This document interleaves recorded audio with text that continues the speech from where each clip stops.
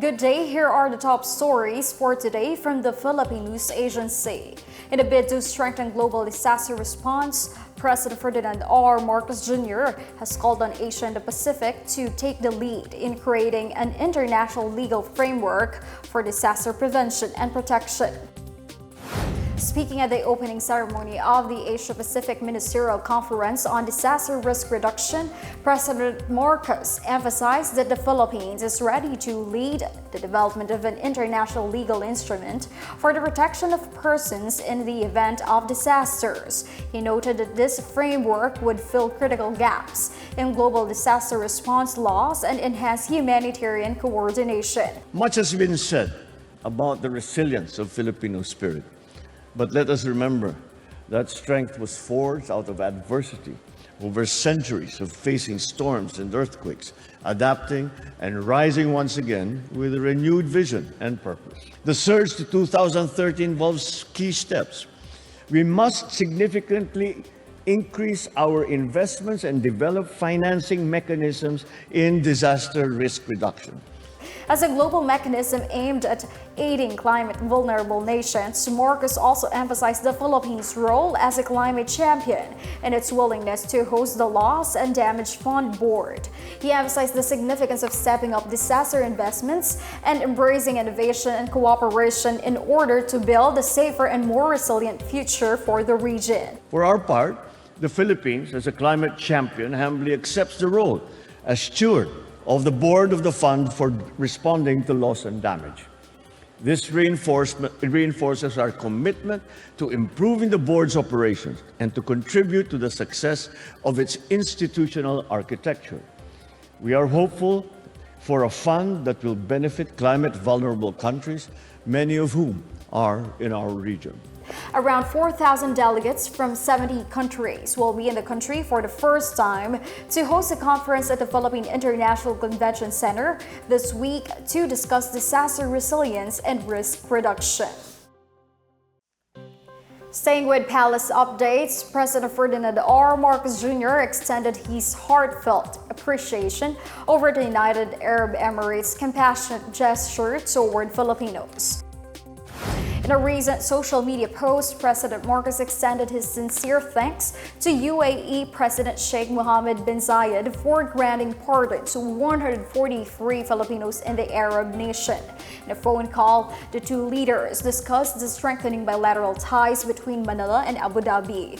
Marcos also thanked the UAE for its prompt humanitarian assistance after the typhoons that struck the Philippines. According to the Philippine Statistics Authority, Saudi Arabia was the leading destination for overseas Filipino workers in 2023, accounting for 20% of the total, with the United Arab Emirates following closely at 13.6%. The Philippines and Malaysia have agreed to strengthen collaboration on education and disaster response, among other fields. The two countries made a commitment as President Ferdinand R. Marcos Jr. welcomed Dr. Ahmad Zahid bin Hamidi, Malaysia's Deputy Prime Minister and Minister for Rural and Regional Development, at Malacanang Palace on Monday. The Presidential Communications Office said Marcos and Hamidi discussed how the Philippines and Malaysia can work together to strengthen disaster resilience. Hamidi offered to send a Malaysian special group called Smart Team to assist the Philippines during typhoons and disasters.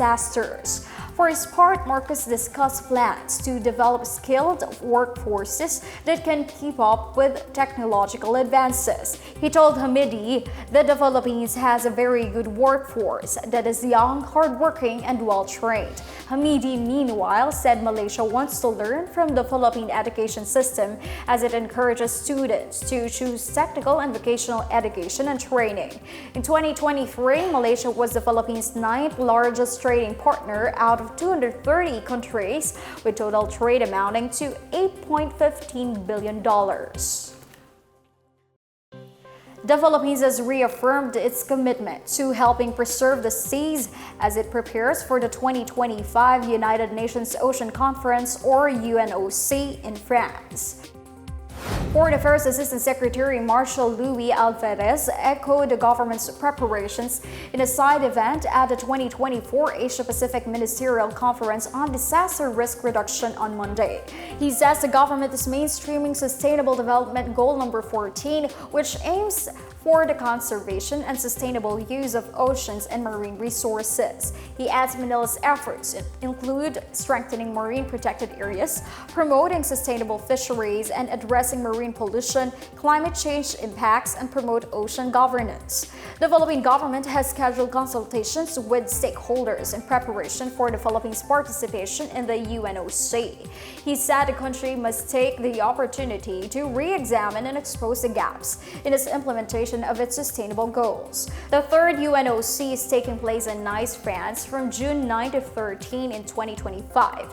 The conference will discuss means toward the successful implementation of SDG number 14, including sustainable fisheries management, restoring marine and coastal ecosystems, advancing sustainable ocean-based economies, and the implementation of the UN Convention on the Law of the Sea.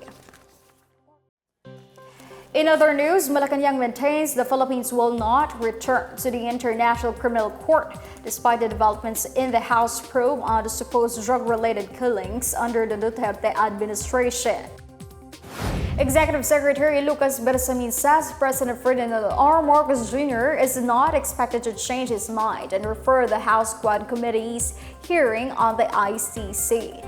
National Union of People's Lawyers and ICC accredited assistant to counsel Cristina Conti earlier urged Marcos to submit the Quadcom's records to the ICC for inclusion in the case build-up. The ICC is investigating the former president Rodrigo Duterte for his alleged involvement in the bloody crackdown on drugs. Last week, retired police officer Ruina Ganma and self-confessed drug lord Kerwin Espinosa testified before the Quadcom that the so-called extrajudicial killings related to the drug war had Duterte's approval. Marcos asserts that the ICC has no jurisdiction to investigate Duterte and that the country's justice system is functioning and capable to handle the case.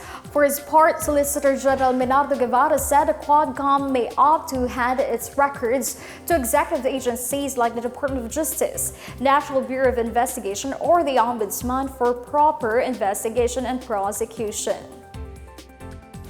And that's the latest and the biggest stories on the Pna Headlines. For more news updates, visit our website, pna.gov.ph, or our Facebook and X account, Philippine News Agency. The Pna Headlines is also streamed via the Servicio Facebook page. You may also watch the Pna Headlines through the Philippine News Agency's YouTube account and via the News and Information Bureau website under the Pna News. It's 71 days before Christmas. I am Stephanie Sevillano. This is the Pna Headlines, bringing stories to unite the nation.